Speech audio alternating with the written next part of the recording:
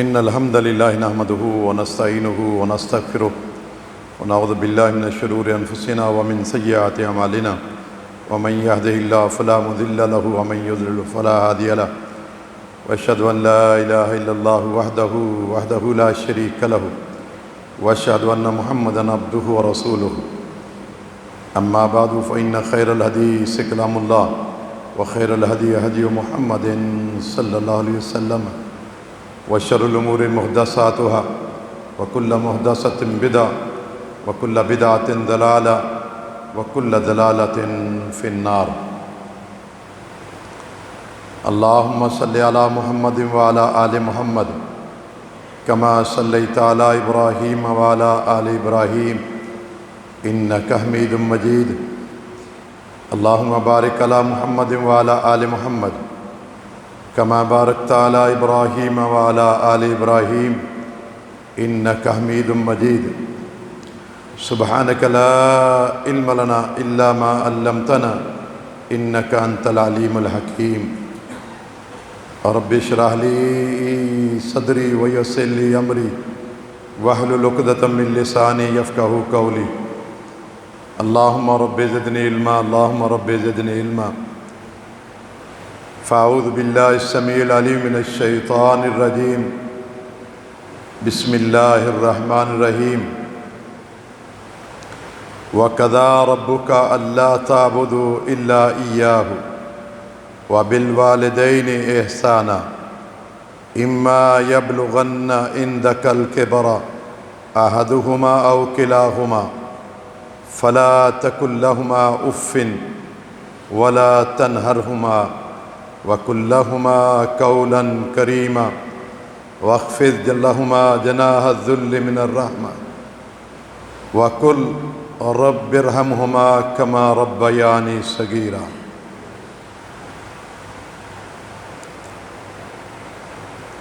ہر طرح کی حمد و ثنا اللہ وحدہ لا شریک کے واسطے، جس اللہ تعالیٰ نے ہمیں زندگی جیسی نعمت دی ہے.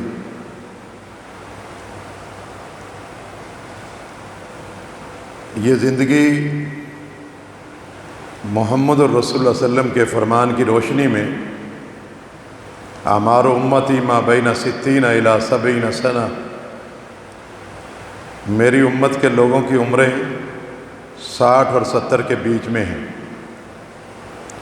بہت کم لوگ ہوں گے کہ جو اس ہدف کو کراس کریں گے، اور یہ عمر 60-70 سال کی یہ کافی ہے عمل کرنے کے لیے، حقوق اللہ کو ادا کرنے کے لیے، حقوق العباد کو ادا کرنے کے لیے، پڑوسیوں کے حقوق پورے کرنے کے لیے، والدین کی خدمت کرنے کے لیے اور دیگر معاملات کے لیے یہ عمر کافی اور وافی ہے. کیونکہ اللہ تبارک و تعالیٰ نے جہنمیوں کے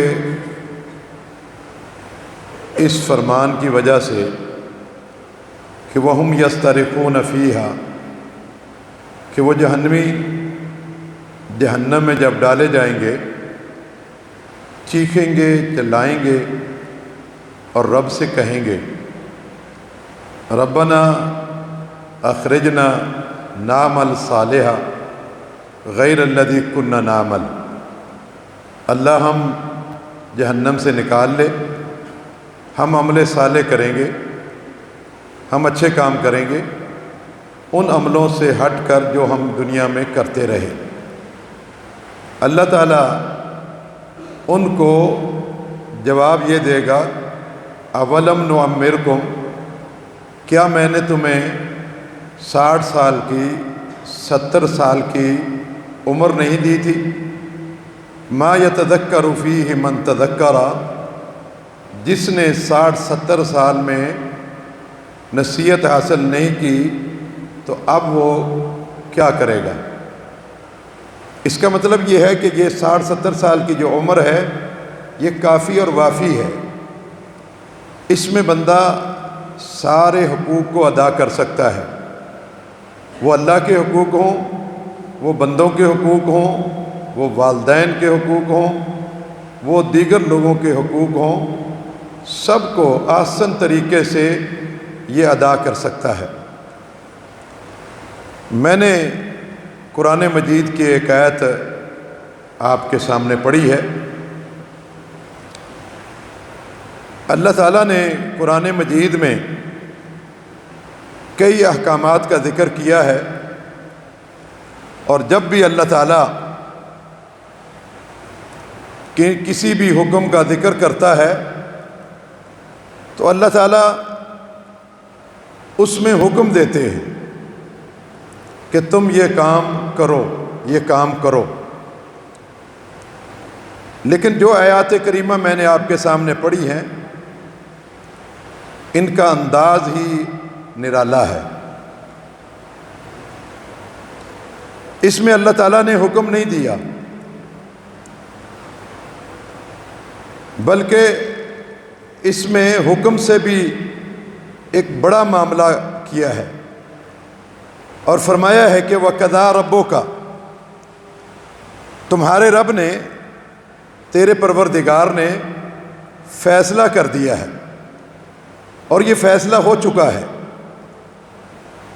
تیرے رب نے فیصلہ کر دیا ہے، یہ فیصلہ ہو چکا ہے۔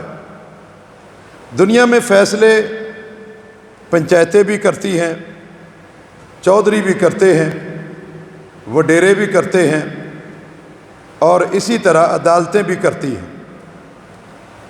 ہر ایک کے فیصلے کا احترام کرنا چاہیے، لیکن ان کا فیصلہ، کسی وڈیرے کا فیصلہ ہو، چودھری کا فیصلہ ہو، یا پنچایت کا فیصلہ ہو، یا عدالتوں کے فیصلے ہوں، ان کو اگر کوئی بندہ نہیں مانتا تو کوئی اتنا بڑا معاملہ نہیں ہوتا۔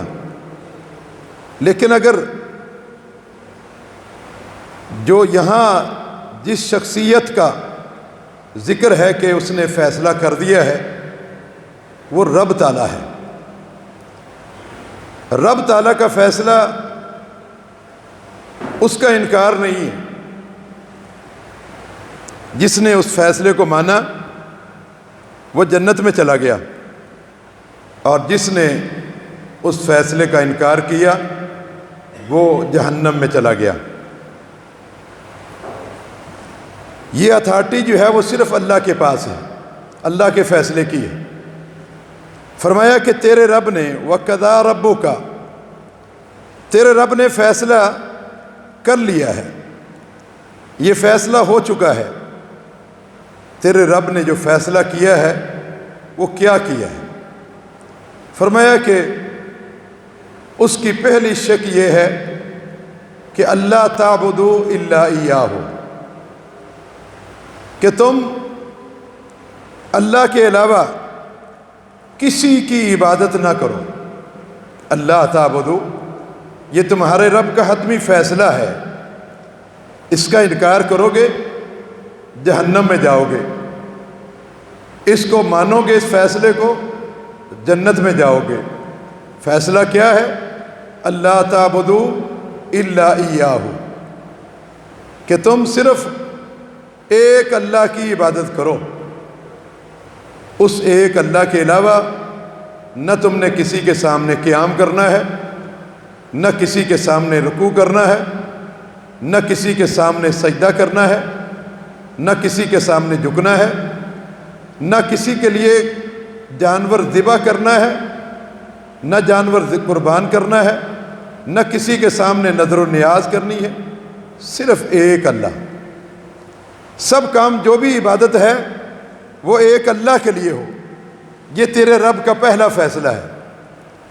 کیونکہ انسان دنیا میں آیا ہی عبادت کے لیے ہے۔ وَمَا خَلَقْتُ الْجِنَّ وَالْإِنسَ إِلَّا لِيَعْبُدُونَ، میں نے جن و انس کو اس لیے پیدا کیا ہے تاکہ وہ میری عبادت کریں۔ یعنی یہ پوری کائنات جو بنی ہے آسمان سجایا گیا ہے، زمین بچھائی گئی ہے، اس میں جو بھی نعمتیں آپ کو نظر آتی ہے یہ سب کی سب اللہ کی توحید کی خاطر بنی ہے، اللہ کی عبادت کی خاطر بنی ہے۔ اس میں اللہ تعالیٰ نے جنوں اور انسانوں کو بتا کر ان کو بھی ان کی مقصد حیات کو بتا دیا کہ تمہارے رب نے یہ فیصلہ کر چکا ہے کہ اب اللہ تعبدوا الا ایاہ، تم میں سے کوئی شخص بھی اللہ کے علاوہ کسی کی عبادت نہ کرے۔ یہ پورا جہان بنا ہی توحید کی خاطر ہے۔ ما خلقت الجن والانس الا لیعبدون۔ یعبدون کا معنی عبداللہ بن عباس رضی اللہ تعالیٰ عنہ کرتے ہیں، یعبدون اے یوحدون، یعنی اللہ کی توحید کی خاطر ہم نے جنوں کو پیدا کیا ہے، اللہ کی توحید کی خاطر انسانوں کو پیدا کیا ہے، بلکہ یہ سارے زمین و آسمان جو پورا جہان بنایا ہے یہ اللہ کی توحید کی خاطر، یہی اصل ہے۔ ورنہ آپ کو بہت ساری باتیں من گھڑت بھی ملیں گی۔ بہت سارے لوگوں نے بہت ساری حدیثیں گھڑ کر اور اللہ کی طرف منسوب کی ہیں، اللہ کے نبی کی طرف منسوب کی ہیں۔ فرمایا کہ اگر آپ صلی اللہ علیہ وسلم کو اللہ پیدا نہ کرتا تو یہ جہان نہ بنتا، گویا کہ یہ سارا جہان محمد الرسول اللہ صلی اللہ علیہ وسلم کے لیے بنایا گیا ہے۔ یہ بات صحیح نہیں ہے۔ اللہ کا قرآن کہتا ہے کہ ہم نے زمین و آسمان کو، یہ سارے جہان کو توحید کی خاطر بنایا ہے، کسی شخصیت کی خاطر نہیں بنایا۔ تو یہ کہنا کہ سارا جہان آپ کے لیے بنا ہے، یہ کوئی آپ صلی اللہ علیہ وسلم کی فضیلت نہیں ہے۔ آپ کی فضیلت یہ ہے کہ آپ اللہ کے رسول ہیں، اس سے بڑھ کر کوئی فضیلت مائی کا لال بیان نہیں کر سکتا۔ آپ اللہ کے رسول ہیں، جتنی بھی صفات ہیں اللہ کے نبی کی یا جتنی بھی شانیں ہیں وہ اس شان کے تابع ہیں، اس شان کے تابع ہیں۔ آپ تمام نبیوں کے سردار ہیں، کیوں ہیں؟ اس لیے کہ آپ رسول اللہ ہیں۔ آپ سید ولد آدم ہیں، کیوں ہیں؟ اس لیے کہ آپ رسول اللہ ہیں۔ آپ کے پاس جنت کی کنجی ہے، کیوں ہے؟ اس لیے کہ آپ رسول اللہ ہیں۔ سب سے پہلے جنت میں جائیں گے، کیوں؟ اس لیے کہ آپ رسول اللہ ہیں۔ اور سب سے پہلے سفارش آپ کریں گے، کیوں؟ اس لیے کہ آپ رسول اللہ ہیں۔ رسول اللہ مان لیا تو آپ کی ساری شانوں کو مان لیا، اور جس نے رسول اللہ نہ مانا اس نے اللہ کے نبی کی کسی شان کو نہیں مانا۔ لہذا یہ کوئی شان نہیں ہے کہ جہان اللہ کے نبی کے لیے بنا ہے، ایسا نہیں ہے۔ یہ تو ہر بندہ کہہ سکتا ہے، آپ بھی کہہ سکتے ہیں، میں بھی کہہ سکتا ہوں۔ یہ کون سی شان کی بات ہے؟ اگر آپ کہیں کہ میں نہ پیدا ہوتا تو جہان نہ بنتا، آپ نہ پیدا ہوتے تو آپ کا باپ پیدا نہ ہوتا، آپ کا باپ پیدا نہ ہوتا تو اس کا باپ پیدا نہ ہوتا، تو پھر آدم نہ پیدا ہوتا، آدم نہ پیدا ہوتا تو جہان نہ بنتا۔ یہ تو کوئی شان نہیں، یہ ہر شخص کہہ سکتا ہے کہ میں نہ پیدا ہوتا تو میرا باپ نہ پیدا ہوتا، میرا باپ نہ پیدا ہوتا تو اس کا باپ پیدا نہ ہوتا، اس کا باپ پیدا نہ ہوتا تو آدم نہ پیدا ہوتا، آدم نہ پیدا ہوتا تو جہان نہ بنتا۔ تو یہ کوئی فضیلت نہیں ہے، یہ تو ہر شخص کہہ سکتا ہے۔ فضیلت وہ ہوتی ہے، شان وہ ہوتی ہے جو دوسروں میں نہ پائی جائے۔ آپ صلی اللہ علیہ وسلم نے فرمایا قل انما انا بشر مثلکم، لوگو میں تم جیسا انسان ہوں، کھانے میں، پینے میں، چلنے میں، بیٹھنے میں، سونے میں، جاگنے میں، اور تمہارے بھی باپ دادا ہیں، میرے بھی باپ دادا ہیں، تمہاری بھی بیویاں ہیں، میری بھی بیویاں ہیں، تمہارے بھی بچے ہیں، میرے بھی بچے ہیں، تم بھی چلتے ہو، میں بھی چلتا ہوں، تم بھی غم میں ہوتے ہو، میں بھی غم میں ہوتا ہوں، تم بھی خوشی میں ہوتے ہو، میں بھی خوشی میں ہوتا ہوں۔ ان سب چیزوں میں انما انا بشر مثلکم، میں تم جیسا انسان ہوں، لیکن تم میں اور مجھ میں فرق یہ ہے کہ یوحی الیہ، میری طرف وحی آتی ہے، تمہاری طرف وحی نہیں آتی۔ میں رسول اللہ ہوں، تم میں سے کوئی رسول اللہ نہیں ہے۔ یہ رسول اللہ صلی اللہ علیہ وسلم کی شان ہے۔ رسول اللہ مان لیا تو سب کچھ مان لیا۔ رسول اللہ ماننے کا معنی یہ ہے کہ میری بات نہیں، میری اطاعت نہیں، کسی اور کی اطاعت نہیں، صرف اطاعت اللہ کے نبی کی۔ رسول اللہ ماننے کا معنی کہ کسی برادری کی بات نہیں، کسی عالم دین کی بات نہیں، کسی محدث کی بات نہیں، کسی صحابی کی بات نہیں، بلکہ اللہ کے نبی کی بات مانوں گا۔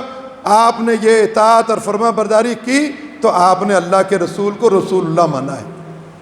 یہ رب تعالیٰ کا پہلا فیصلہ تھا کہ تمہارے رب فیصلہ کر چکا ہے، اور رب کا فیصلہ میں نے کہا ہے، باقیوں کے فیصلے نہ مانے تو کوئی جنت اور جہنم کے فیصلے نہیں ہوتے، لیکن رب کے فیصلے کو نہیں مانیں گے جہنم میں جانا پڑے گا، رب کے فیصلے کو مانو گے تو جنت میں جائیں گے۔ تو تمہارے رب نے وَقَضَىٰ رَبُّكَ، تمہارے پروردگار نے فیصلہ کر دیا ہے۔ اللہ فیصلہ دے چکا ہے۔ وہ فیصلہ کیا دیا ہے اس نے؟ کہ اللہ تعبدوا الا ایاہ، کہ تم کوئی بھی عبادت نہ کرے، صرف ایک اللہ کی کرے۔ یہ تمہارے رب کا فیصلہ ہے۔ اور دوسرا فیصلہ اس نے یہ کیا ہے کہ وَبِالْوَالِدَيْنِ احسانًا، والدین کے ساتھ احسان کرنا، والدین کے ساتھ اچھا سلوک کرنا، یہ فیصلہ بھی ہو چکا ہے، یہ فیصلہ بھی رب تعالیٰ نے کر دیا ہے۔ والدین کے ساتھ حسن سلوک کن طریقوں سے؟ اس فیصلے کی 5 شقیں ہیں۔ فرمایا کہ والدین کے ساتھ سلوک کیسے کرنا ہے؟ 5 طریقوں سے اس فیصلے کو سن لیں۔ فرمایا کہ اما یبلغن عندک الکبر احدہما او کلاہما، جب تمہارے والدین میں سے دونوں یا ان میں سے ایک تمہارے ہوتے ہوئے بڑھاپے کو پہنچ جائیں، بڑھاپے کی باتیں ان کی، بڑھاپے کے ان کے باتیں، بہت ساری باتیں ہو سکتی ہے، کیونکہ انسان جب بڑھاپے میں پہنچتا ہے وہی بچوں والی باتیں کرتا ہے، اور اس وقت جب والدین اس طرح کا معاملہ کریں اور لوگ کہیں کہ یہ تو تیرا والد ہے، یہ تو تیرا بابا ہے، اس کو سنبھالنا بھی تم نے ہے، اس موقع پر رب تعالیٰ نے کہا ہے اور اسلام نے کہا ہے کہ واقعہ ہی تم نے ہی سنبھالنا ہے، اور فرمایا کہ تم نے کیا کرنا ہے، کیسے حسن سلوک کرنا ہے۔ فرمایا کہ اس وقت وَلَا تَقُل لَّهُمَا اُفٍّ، اس وقت ان کے ہر فیصلے کو ماننا تمہاری ذمہ داری ہے، ان کے ہر فیصلے کو ماننا تمہاری ذمہ داری ہے۔ ان کے سامنے زبان کھولنا تو دور کی بات ہے، اس وقت تم ان کو اف تک نہیں کہہ سکتے، اف تک نہیں کہہ سکتے۔ کیسے کرنا ہے پھر ان کے ساتھ حسن سلوک؟ فرمایا کہ فلا تنہرہما، ان کو جھڑکنا نہیں ہے، ان کو ڈانٹنا نہیں ہے، ان کے سامنے اکڑنا نہیں ہے، ان کے سامنے سینہ تان کر کھڑے ہونا نہیں ہے، بلکہ ان کی وہ باتیں جو عموماً گھروں میں کی جاتی ہیں کہ یہ بات گھر سے باہر نہیں جانی چاہیے۔ اگر بڑھاپے کی وجہ سے گھر کی بات، والدین بوڑھے ہیں، کوئی رشتہ دار آیا ہے، کوئی بھائی آیا ہے، اور والدین سے وہ بات جو گھر سے باہر نہیں جانی چاہیے تھی، والدین سے وہ بات نکل گئی، کہہ دی، تو رشتہ دار نے وہ بات سن لی اور چلا گیا، اور آپ کو پتہ چلا، آپ ابو کو فلا تنہرہما، آپ ان کو ڈانٹ نہیں سکتے کہ ابا جان آپ نے یہ کیا کر دیا، آپ نے جو گھر کی بات ہے وہ دوسرے کو بتا دی ہے، نہیں بتانی تھی۔ ایسے موقعوں کے لیے تو رب نے کہا ہے کہ ولا تنہرہما، تم نے ان کو ڈانٹنا بھی نہیں ہے، ان کے سامنے زبان نہیں کھولنی۔ ان کی کیفیت جب تمہاری اس طرح کی ہو جائے کہ تم اپنے باپ کو جھڑک رہے ہو اور اپنے باپ کے سامنے سینہ تان کے کھڑے ہو گئے ہو، ڈانٹ ڈپٹ کر رہے ہو، ان سے غلطی ہو گئی، گھر کی بات باہر نہیں بیان کرنی چاہیے تھی، بڑھاپے کی وجہ سے ہو گئی، اب آپ کا کام نہیں ہے کہ اپنے باپ کو ڈانٹیں۔ اگر آپ ڈانٹ رہے ہیں، برا بھلا کہہ رہے ہیں، سمجھ لینا کہ قیامت قریب آ گئی ہے، تمہارے سروں پر قیامت آنے والی ہے، کیونکہ نبی اکرم صلی اللہ علیہ وسلم نے فرمایا کہ جبرائیل علیہ السلام میرے پاس آئے، بہت سارے انہوں نے سوال کیے، ایمان کے بارے میں پوچھا، اسلام کے بارے میں پوچھا، احسان کے بارے میں پوچھا، حتیٰ کہ مجھ سے پوچھا قیامت کب آئے گی، پھر مجھ سے پوچھا کہ قیامت کی نشانیاں کیا ہیں۔ ان قیامت کی نشانیوں میں ایک نشانی یہ بیان کی محمد الرسول اللہ صلی اللہ علیہ وسلم نے، ان تلد الامۃ ربتہا، کہ اس وقت اولاد اس قدر نافرمان ہو جائے گی اپنے والدین کی کہ ان کو ڈانٹیں گے اور ان سے ایسے کلام کریں گے جیسے نوکر چاکر سے بات کرنی ہوتی ہے، اس طرح ڈانٹ کر ان سے باتیں کریں گے۔ فرمایا کہ ولا تنہرہما، تم نے ان کو جھڑکنا نہیں ہے، ان کے سامنے آواز کو بلند نہیں کرنا، اور پھر کیا کرنا ہے؟ فرمایا کہ وَقُلْ لَهُمَا قَوْلًا كَرِيمًا، کریمانہ انداز میں، محبت والے انداز میں، پیار والے انداز میں اور الفت والے انداز میں ان سے گفتگو کرنی ہے۔ قُلْ لَهُمَا قَوْلًا كَرِيمًا، جب بھی بات کرنی ہے ان سے جھڑکے نہیں، بڑی ادب کے ساتھ، بڑی محبت کے ساتھ، بڑی الفت کے ساتھ، بڑی رحمت اور شفقت کے ساتھ، بڑی ہی نرمی کے ساتھ تم نے ان سے بات کرنی ہے۔ اور فرمایا کہ وَاخْفِضْ لَهُمَا جَنَاحَ الذُّلِّ مِنَ الرَّحْمَةِ، ان کے لیے اپنے پیار اور رحمت کے جو پر ہیں وہ ان کے لیے جھکا لینا۔ وَاخْفِضْ، جھکا دو، لہما، ان دونوں کے لیے، ان والدین کے لیے، جناح، پر، جیسے پرندوں کے جو پر ہیں ان کو جناح کہتے ہیں، پرندوں کے پروں کو جناح کہتے ہیں، کہ تم اپنے والدین کے لیے شفقت اور پیار کے پر جھکا لیا کرو۔ بندہ کہے اللہ میرے تو پر نہیں ہے، میرے تو بازو ہیں۔ اللہ نے کہا کہ یہ مثال تمہیں سمجھانے کے لیے ایک اشارہ دیا ہے کہ جس طرح ایک پرندہ اپنے بچوں کو، ایک مرغی اپنے بچوں کو بالکل اپنے اپنے پروں کے درمیان چھپا لیتی ہے، کب؟ اس وقت جب اس کے بچوں کو کسی طوفان کا ڈر ہوتا ہے، کسی آفت کا ڈر ہوتا ہے، کسی دشمن کا ڈر ہوتا ہے۔ مرغی اپنے بچوں سے کہتی ہے کہ طوفان آئے، آندھی آئے، دشمن آئے، بلی آئے، تم میرے پروں کے نیچے بیٹھ جاؤ، وہ دشمن، وہ آفت اور طوفان سب سے پہلے میرے جسم سے ٹکرائے گا، پھر تم تک پہنچے گا۔ لہذا تم بھی اپنے والدین کے لیے، تم ان کے دکھ کو، ان کی تکلیفوں کو، ان کی ٹینشن کو اپنے اوپر لے لینا، جس طرح مرغی اپنے پر بچھا کر ساری ٹینشن کو، سارے طوفانوں کو، ساری آندھیوں کو، ساری تکلیفوں کو اپنے ذمے لے لیتی ہے۔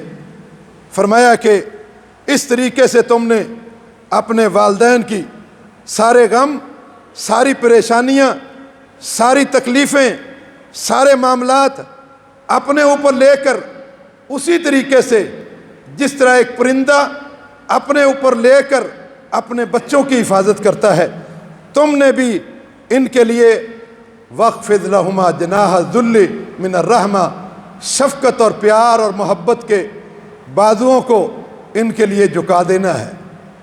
اور پھر جب کبھی بھی تمہارے ہاتھ اٹھیں دعا کے لیے، جب تمہاری زبان حرکت کرے، جب تمہارے آنکھوں میں آنسو آ رہے ہوں، اس وقت تم رب سے کہنا رب ارحمہما کما ربیانی صغیرا،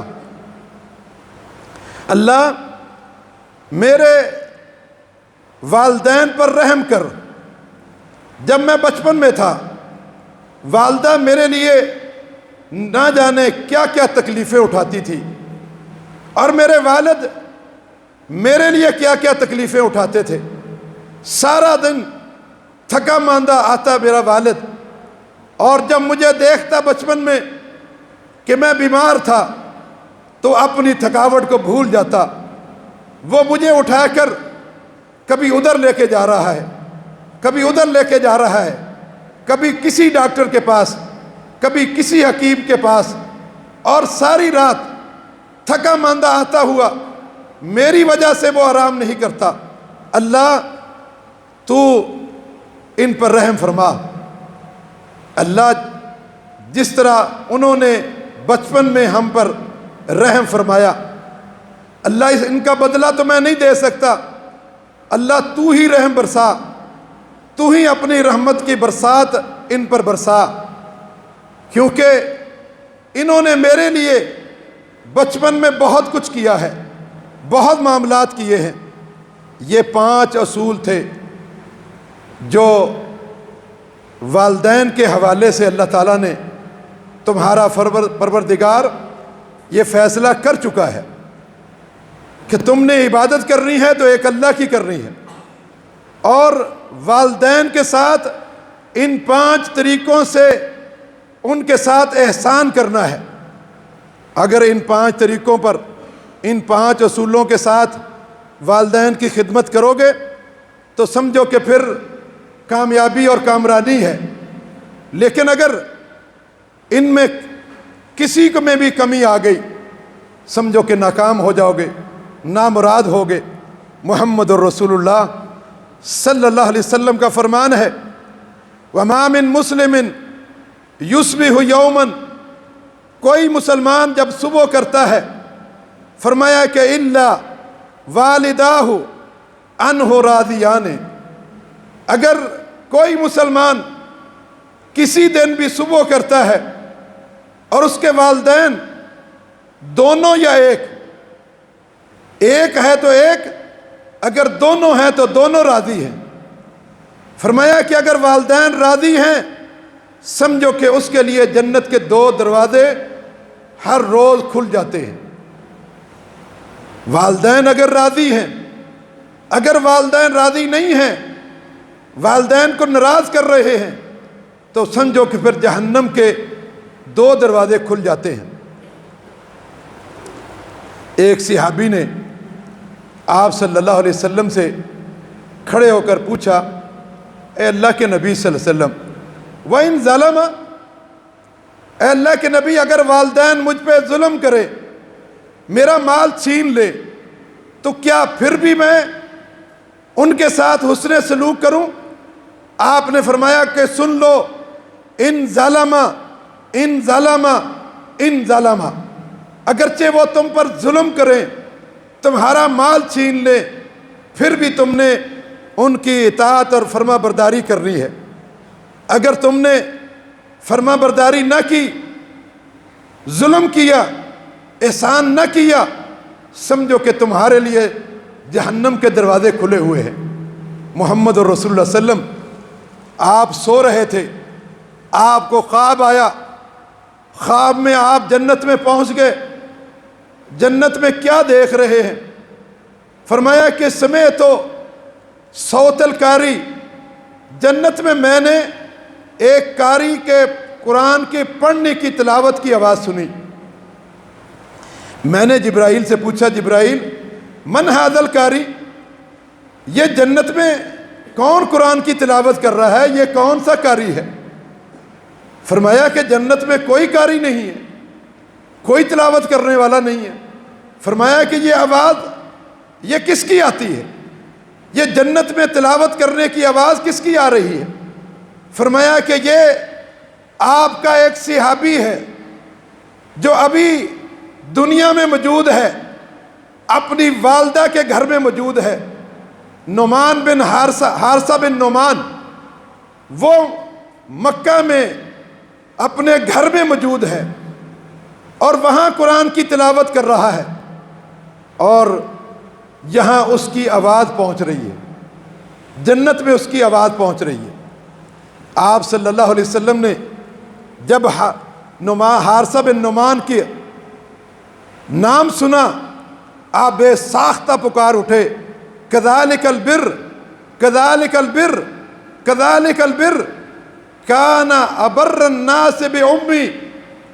فرمایا کہ حارثہ تیرے تو قسمت جاگ اٹھی، تو بڑا نصیبوں والا ہے۔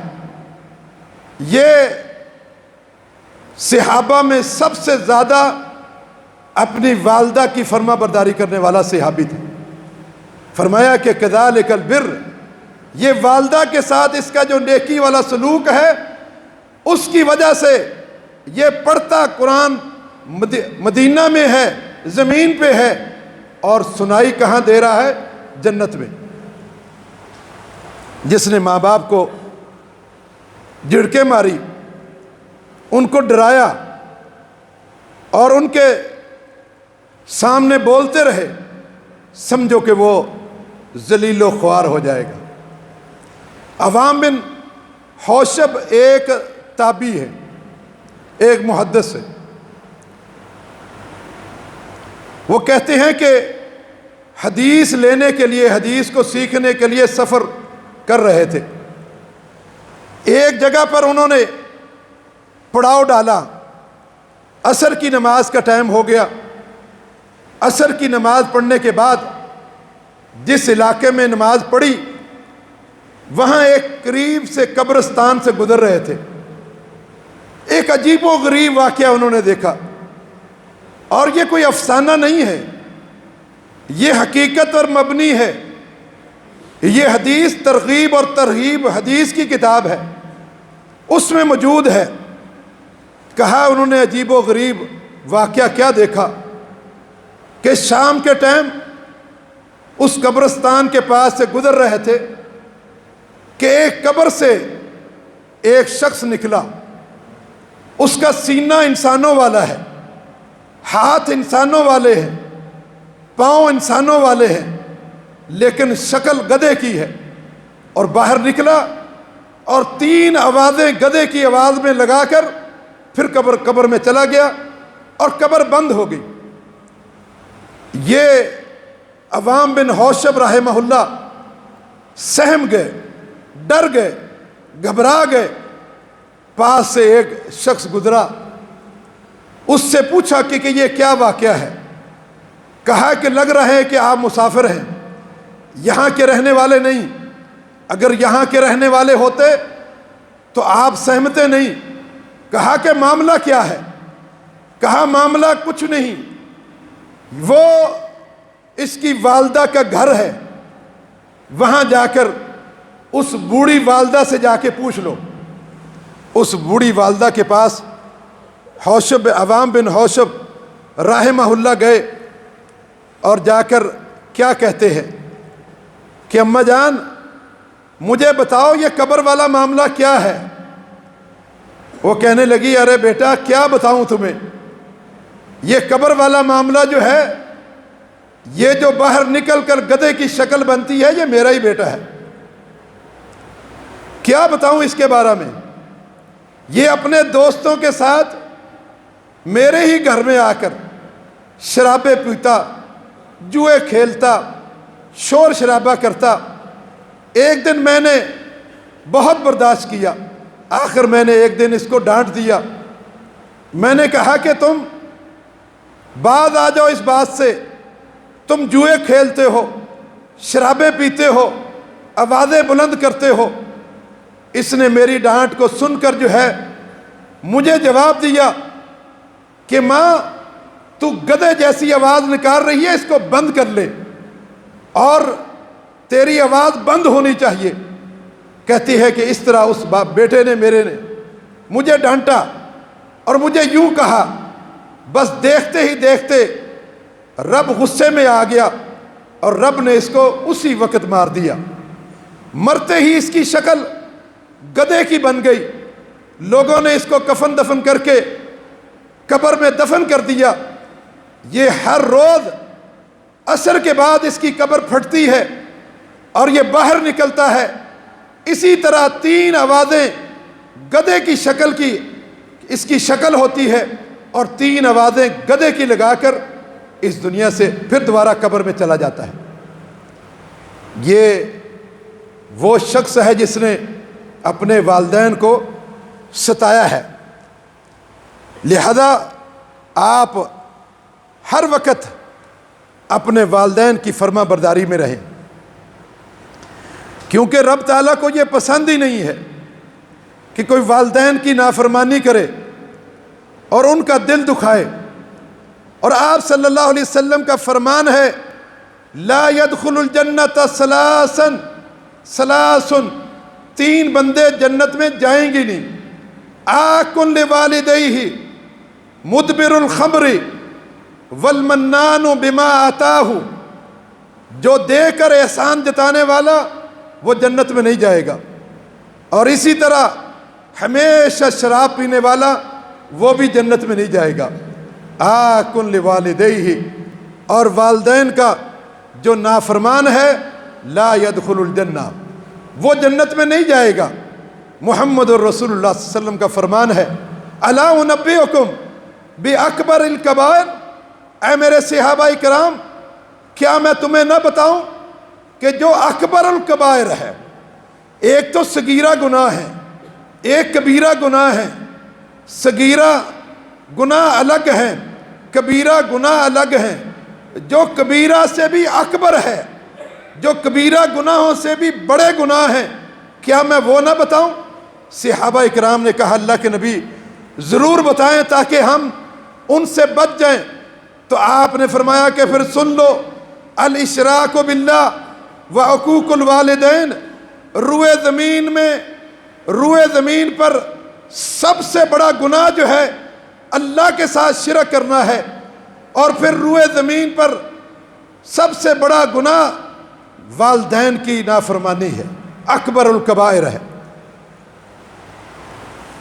میرے پیغمبر نے تو ایسا ہی تو نہیں کہا، فرمایا کہ رضا اللہ فی رضا الوالد وسخط اللہ فی سخط الوالد۔ اگر والد راضی ہے تو رب راضی ہے، والد اگر ناراض ہے تو آسمان والا بھی ناراض ہے۔ لہذا والدین کو راضی رکھیے۔ آپ صلی اللہ علیہ وسلم نے ایک دن عمر رضی اللہ تعالیٰ عنہ کہتے ہیں کہ مجھے اللہ کے نبی صلی اللہ علیہ وسلم نے بلایا، اور بلا کر آپ نے کیا کہا، عمر تیرا مقام اپنی جگہ پر، تیری شان اپنی جگہ پر، تیرا مرتبہ اپنی جگہ پر، تیرے فضائل اپنی جگہ پر، لیکن میری ایک بات کو سن لو، تیری زندگی میں کبھی بھی اویس بن عامر آئے، ملاقات تیری ہو جائے، تیرا اس سے ٹاکرا ہو جائے، تو عمر تو اپنے عمر کو نہ دیکھنا، اس سے کہہ دینا کہ اویس میرے لیے ہاتھ اٹھاؤ اور میرے لیے دعا کرو۔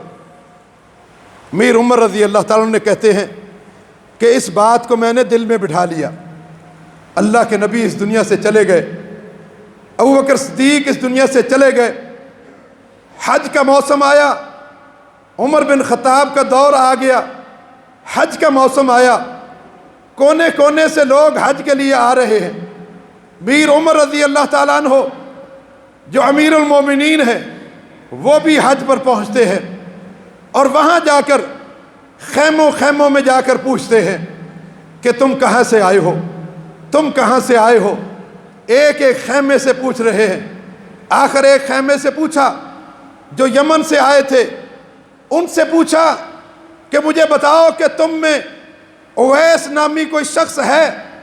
کہا ہاں ہاں ہمارا سردار ہے، وہ ہمارا قافلے کا سردار ہے، وہ ہمارا امیر ہے، وہ ہمارا بزرگ ہے۔ فرمایا کہ وہ کہاں ہے؟ بلاؤ اس کو۔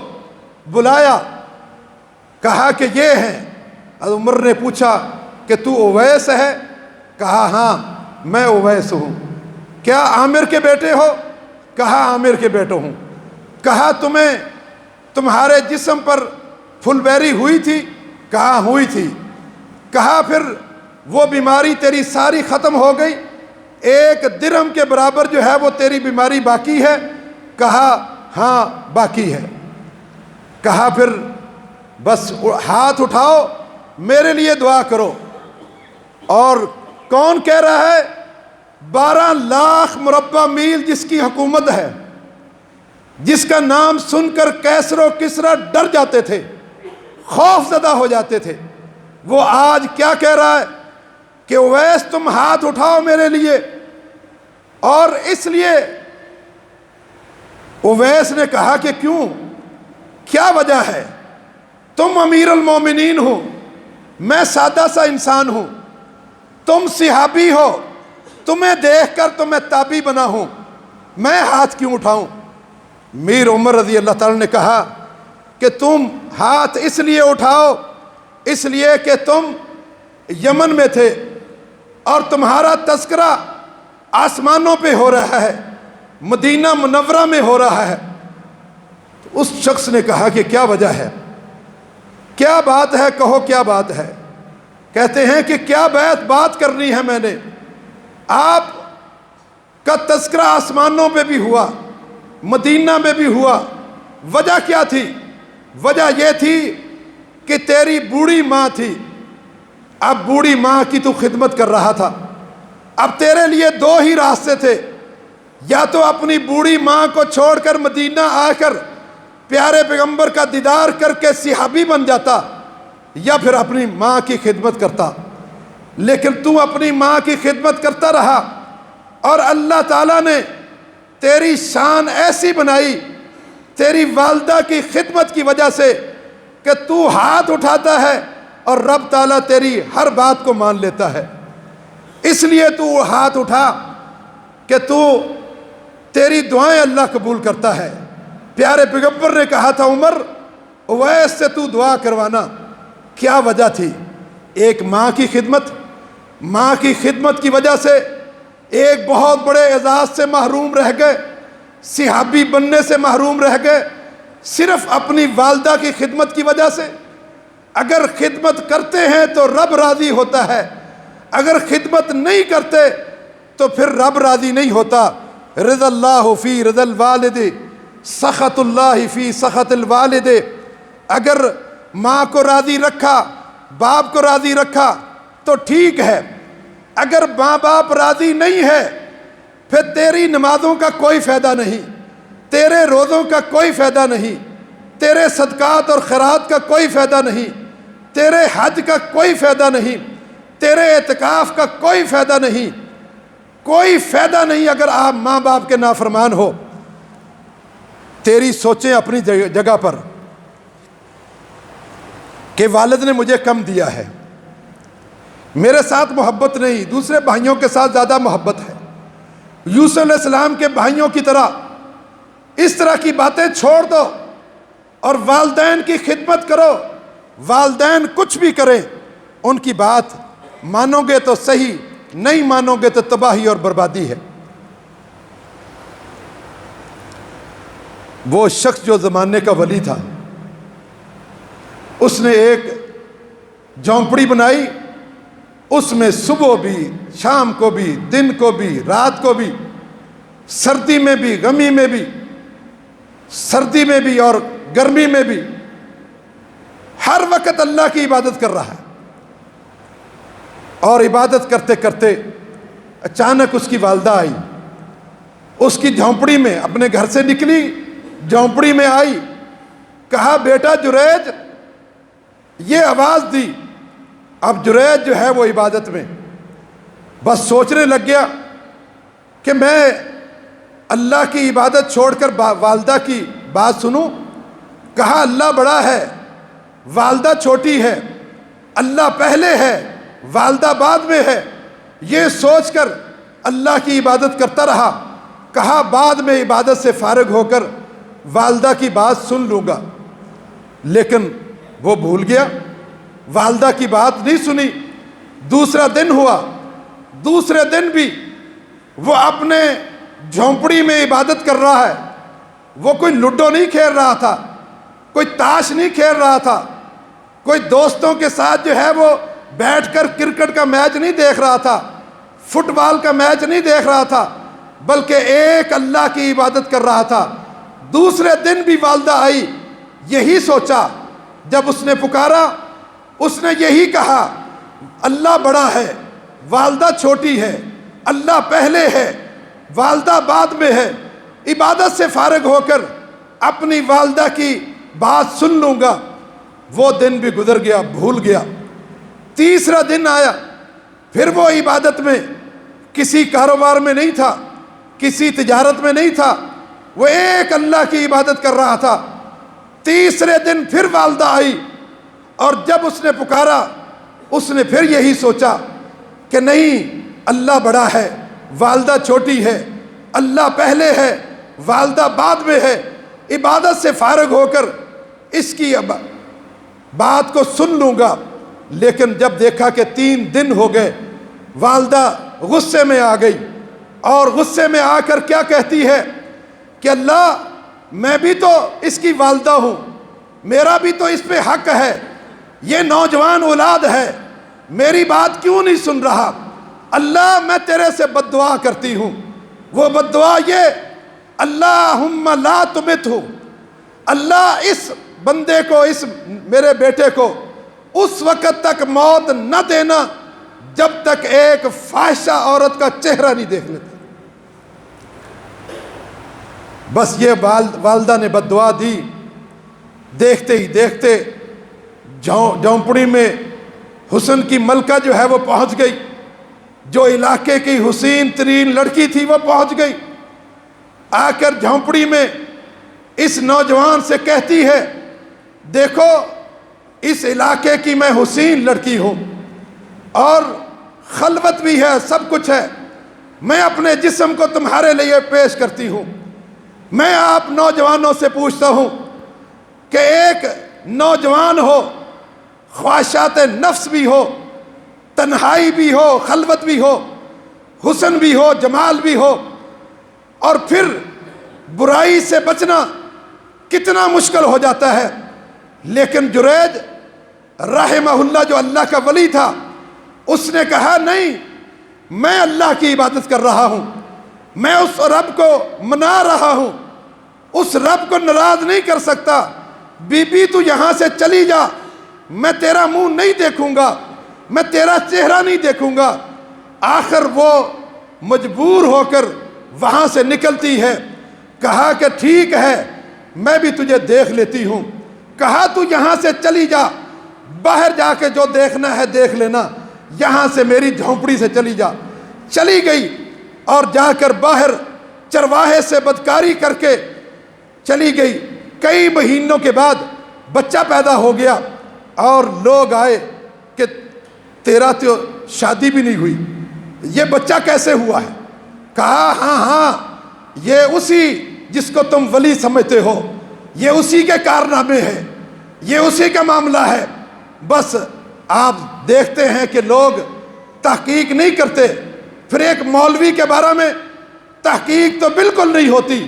سب نے ڈنڈے، سوٹے، کندھالیاں اور گینتیاں اٹھا کر پہنچ گئے اس کی جھونپڑی تک اور جا کر اس کی جھونپڑی کو تباہ و برباد کر دیا. مارنا شروع کر دیا جریج کو اور مارتے مارتے لہو لہان کر دیا. وہ پوچھ رہا ہے کہ لوگوں مجھے بتاؤ تو صحیح میرا گناہ کیا ہے، مجھے بتاؤ تو صحیح. نہ کسی نے نہ سنا، نہ آؤ نہ تاؤ، بس حملہ کر دیا، زخمی کر دیا، بے ہوش ہونے کے قریب تھا. اس نے کہا کہ مجھے بتاؤ تو صحیح میرا جرم کیا ہے. کہا تم جرم پر پوچھ رہے ہو، وہ بچہ جو ہے وہ کس کا ہے؟ تمہارا نہیں تو پھر کس کا ہے؟ اس وقت جریج کو سمجھ آ گئی کہ اصابتنی دعوت امی، میری والدہ کی بددعا جو ہے وہ قبول ہو گئی، میری والدہ کی بددعا قبول ہو گئی۔ کہا رک جاؤ، ٹھہر جاؤ، مجھے 2 رکعتیں نفل پڑھنے دو۔ 2 رکعتیں نفل، 2 رکعتیں نفل پڑھے اور اللہ سے توبہ کر رہے ہیں، اللہ معاف کر دینا، والدہ کی نافرمانی ہو گئی، اللہ اس کی وجہ سے یہ ساری سزائیں مجھے مل گئی ہیں، لیکن اللہ میں آپ سے دعا کرتا ہوں کہ اللہ میں بھی تو تیرا ولی ہوں۔ اس عورت کو میں نے ٹھکرایا تیرے ڈر کی وجہ سے، میرا دل اس وقت کانپ رہا تھا جب وہ عورت مجھے برائی کی دعوت دے رہی تھی، اللہ میری عزت کا بھی لاج رکھ، اللہ میری بھی دعا سن۔ اللہ راضی ہو گیا اس سے اور کہا لوگوں سے جاؤ اس بچے سے پوچھو کہ تیرا باپ کون ہے۔